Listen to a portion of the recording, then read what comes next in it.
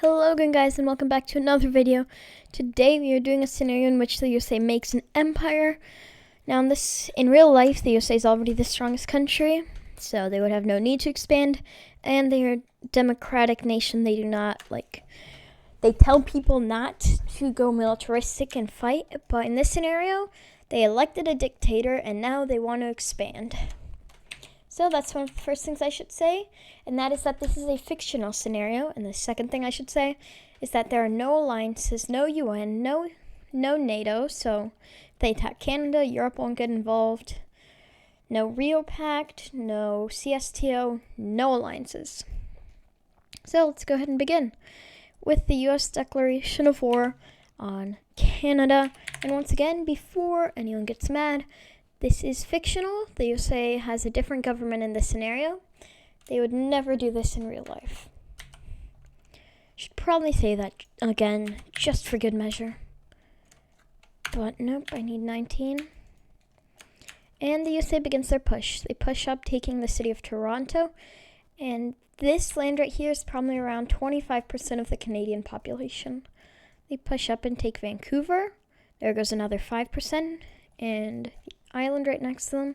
They push out from the Alaskan Panhandle. They then begin to push out from New England, cutting off New Brunswick and taking the entire region.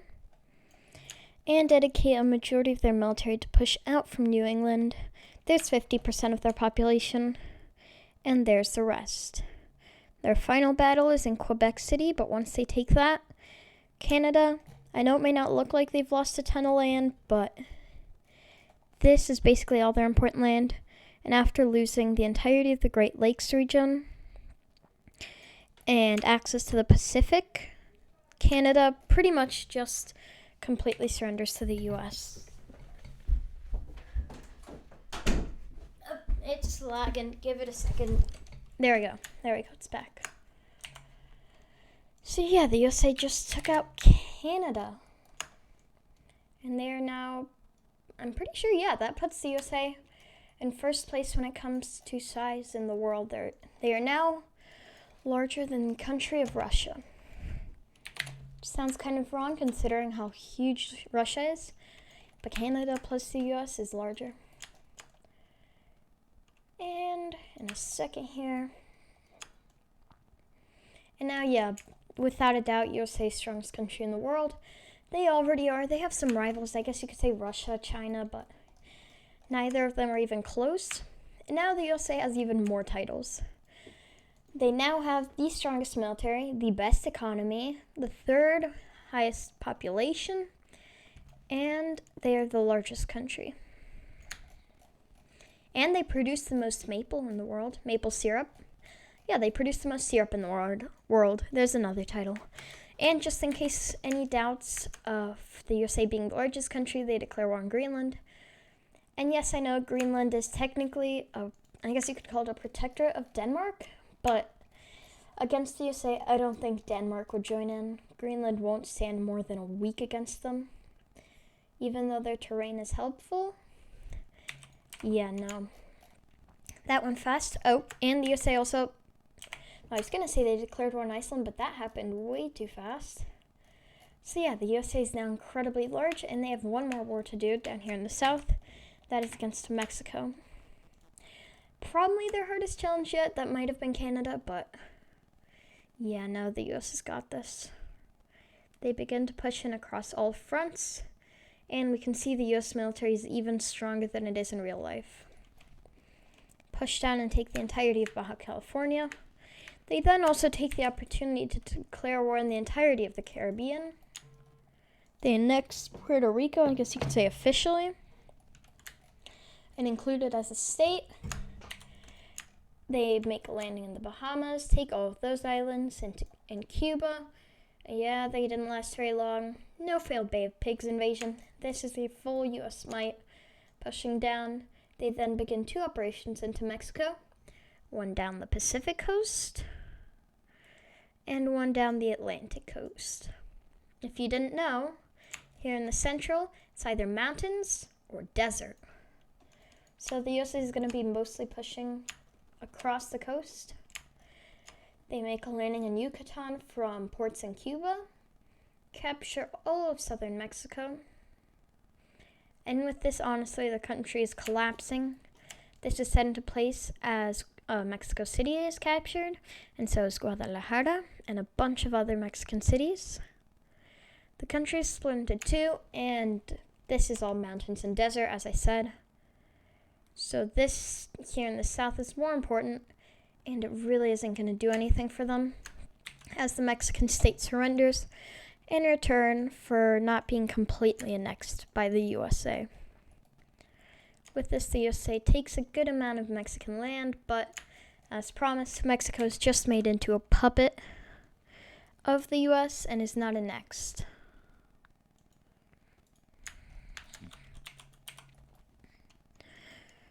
But yeah, that was still absolutely terrible for Mexico, as they've lost a majority of their land, about half. Hey, I mean, they still have their capital, a lot of important land, but yeah.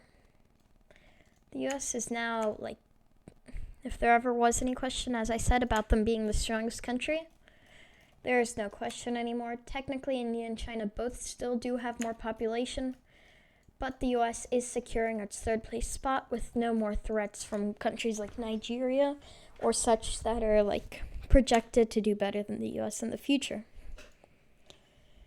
With this, the USA makes itself a massive North American empire, even pushing into Europe. But you know what? That's just not enough for them.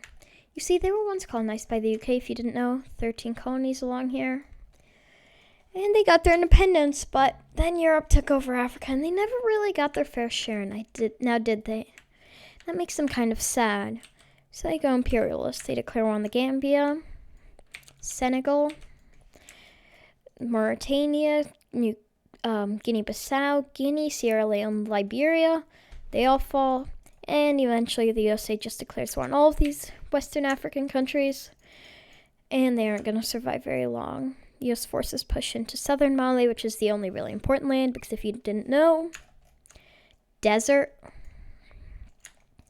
They also push across the coast of, the Ivory Coast, take all of Burkina Faso, and Mali surrenders. Wow, that was a fast war. As I said, the USA is way too powerful in this scenario. Like, these countries could not even put up, like, any form of a fight. They just got absolutely destroyed by the US. And if you'd like to see more Empire videos, go ahead, leave a like and subscribe. I'm thinking about doing Japanese. Oh, and thank you to Ada's Pro for the idea of this video. I saw some videos about it from some other YouTubers, but I believe he was the first one to do the idea, so let's just finish drawing in these borders.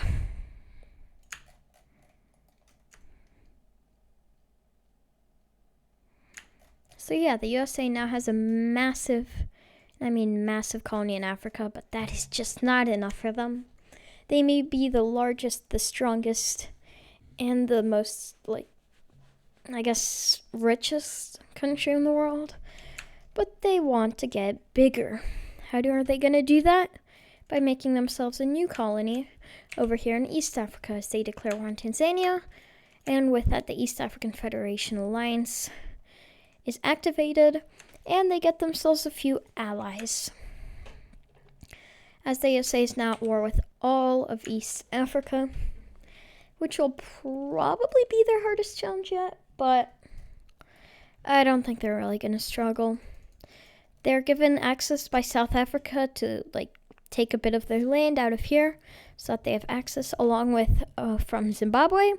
In return for not being annexed, this land will be given back soon, but for now the US military needs it, and with that they begin to push into Mozambique. This goes incredibly well as the country falls. Also, I don't actually want to show that. This goes incredibly well as all of the south falls, and eventually the country is no more. And with that, the US now has a foothold in East Africa, and that is just going to expand until the entire region is theirs. Make a landing on Madagascar and take the entire island in a matter of a week. They then continue to push up into Mozambique, into Malawi, capturing the entire country in less than 2 days, which is pretty fast. Push into Zambia, and again, probably under a week, capture the entire country. The DRC is probably going to be their hardest challenge, but they make a stalemate along the border and begin to push up into Tanzania. They capture the entire country. Burundi and Rwanda are taken both within a day. Kenya doesn't stand a chance, and the East African Federation is getting demolished.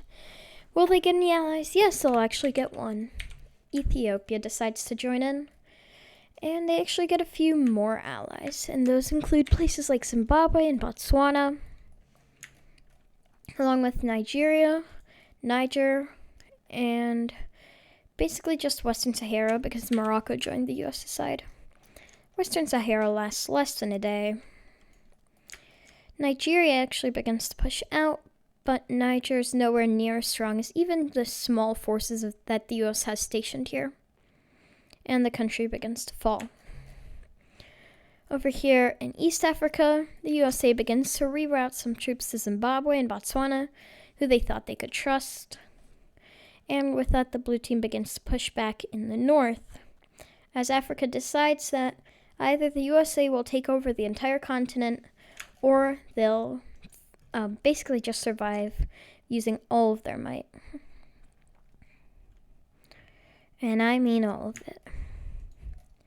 With this, the red team is pushed down to a stalemate along the border with East Africa. And although Nigeria is trying to hold them off, that isn't going to last long, as originally American troops weren't there, but they're now arriving and pushing them back. Along with this, we do see a lot of Africa deciding that this is like their chance. Like if they don't do this, the USA will just take them over entirely. So we see a good portion of the continent joined into the war, although quite a few reasonably strong countries opt out, such as Egypt and Sudan. Although Tunisia joins the red team, Somalia does. Although they aren't really allied with the USA, they're just invading Ethiopia because they want to. South Africa joins the red team. Southern Eswatini, the blue. Red, blue, blue. Chad stays neutral. Red, red, red, blue. Wow, Africa's all at war except for Chad, because Chad is a Chad, and it's all being led by the USA, which is going to carry this war. Blue team takes out the Congo within a day. Takes out Somalia and Eritrea fairly quickly as well, and sets up a border with Sudan. Egypt begins to push into Libya. Tunisia gets absolutely obliterated. Morocco slowly begins to exchange land with Algeria. And Algeria is pushing into the desert of Mali and Mauritania. Meanwhile, the USA is pushing into all the important parts of Niger, capitulating the country. This is all now Algerian and Libyan troops. Whilst Nigerian troops are falling back, but they manage to keep their capital. I think it's Abuja, it's right about there. And they do manage to keep that. With that, red team forces here in the south decide to consolidate their front line, with South Africa pushing into Namibia, taking out the entire country with American forces. And they begin to push up into Angola, setting up a pretty good front line against the blue team, taking about all of southern Africa. But they do eventually decide for a new plan, where they retreat a lot of troops out of this southern African region, allowing the blue team to reclaim quite a bit of land, setting up Angola as a country, Zambia as a country, Malawi, and some of Mozambique. If you're wondering how they did this against far superior red team forces, it's because the red team wants to knock out northern Africa, and they do this in one large campaign, with American forces coming and basically just demolishing the Algerian army. They take the north, and once again, if you didn't know, desert. So that's all the important parts. Libya falls within a day. And with that, all that's left is the desert, which quickly surrenders. They also begin to push into Nigeria more, although the country semi-holds on as it's one of the African powers. With that, they make a peace treaty with the US and leave the war, leading to Cameroon getting obliterated by the US. And the blue team's just looking more and more hopeless by the day. With this, the red team begins an even larger advance than originally into the south, taking a lot of land and pushing up the coast, meeting up with their northern front line. They begin to push in, and overall the blue team is going to fall here. Meet up with Sudan and Egypt, who have pushed back Ethiopia and all the other blue team completely. With this, the DRC surrenders. Burundi and Rwanda last couple hours at most. Kenya falls. Somalia is recaptured. And finally, Ethiopia falls. That was one huge, huge war. But all it is going to result in is the U.S. expanding. And a lot of these countries aren't going to be happy about it.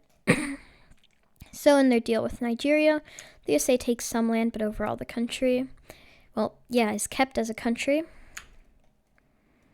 They are actually allowed to take some land out of southern US in exchange for their entire northern bit, as they are set up as a coastal country, although they are allowed to keep their capital, just barely, but they're allowed to keep it. But the USA basically just wanted this to annex Cameroon, to annex a ton of land going here into the south. And they're going to be even worse than the Europeans when it comes to looking at things like religions, cultures, ethnicities, language, when it comes to drawing the borders of Africa. They decide that they're just going to take what they want to take, and the Africans can't really do anything about it. With that, they do take a ton of land, and the rest of it's basically just split among their allies.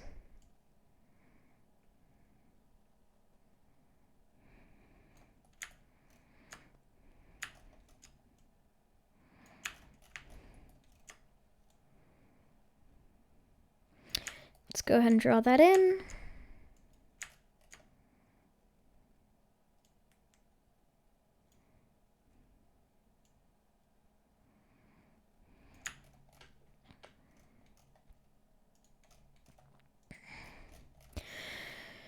Morocco gets a ton of land.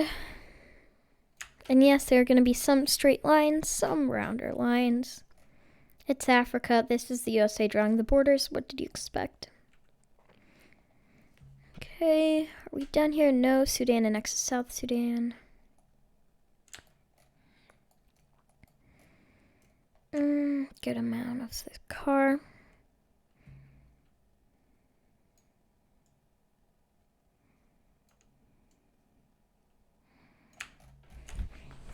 And yeah, that's something. That's a big peace treaty. Let's go ahead and draw it in. Majority of Africa just fell completely to US influence, or to just being under the USA completely. Okay, let's go ahead and draw this in.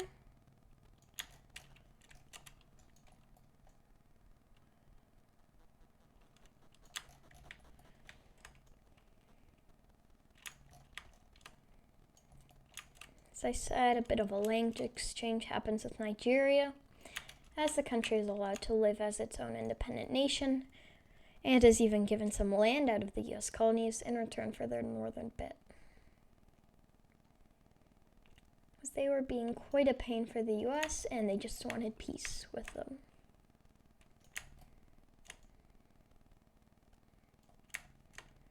Didn't have to do that. Why would I do that? And yeah, I know the Congo is technically on the US's side, but USA is strongest power in the world by far. I don't think that small nation can really do anything about it. If this USA wants you in this scenario, you can't really do much about it, huh? Yeah, at this point, how much of Africa is controlled by the US? Like what? I want to say almost 50% of all of African land is controlled by the US. That's a huge amount. And when you count in US allies, it's probably at about 90 or 98%. 90 to 98%.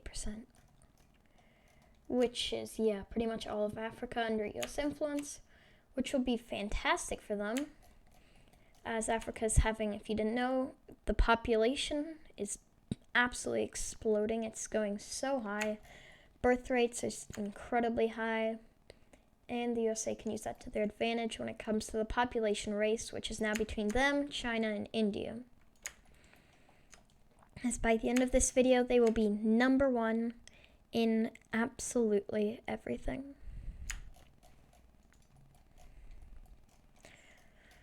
So yeah, South Africa actually expanded quite a bit. One of the strongest countries in Africa. It already was, but considering how little African countries are left, I'm guessing it's not very difficult to be one of the strongest. Wow, I didn't even check to make sure I was recording, which I am, thankfully.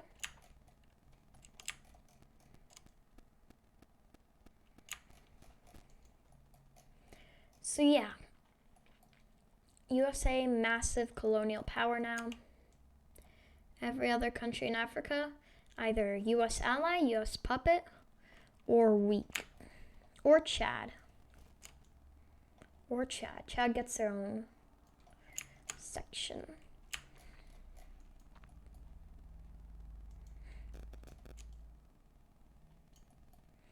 But yeah, quite a few countries got screwed over in this peace treaty. And something tells me that some countries are going to either have to unify to be able to live as a country, or want to, or else they'll just be too weak to exist.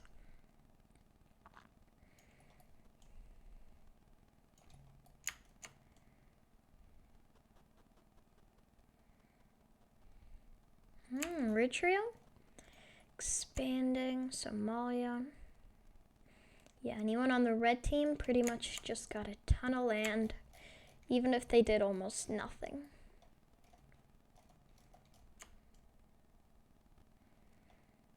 And all of these Central African countries, CAR, whatever was left of the Congo and the DRC, Uganda, Burundi, Rwanda, anything, all of Kenya, well, I think a majority of Kenya, whatever is left of Tanzania.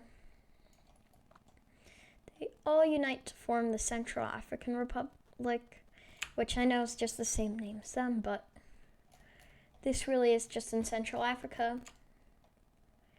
And they really don't have a choice but to unite.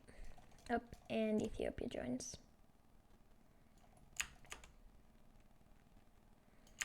So yeah, I think that's all of the borders drawn in. Wow, the US is strong here. Just way too incredibly overpowered in this scenario. Nope, Madagascar is theirs. So yeah, that's the US colonies in Africa.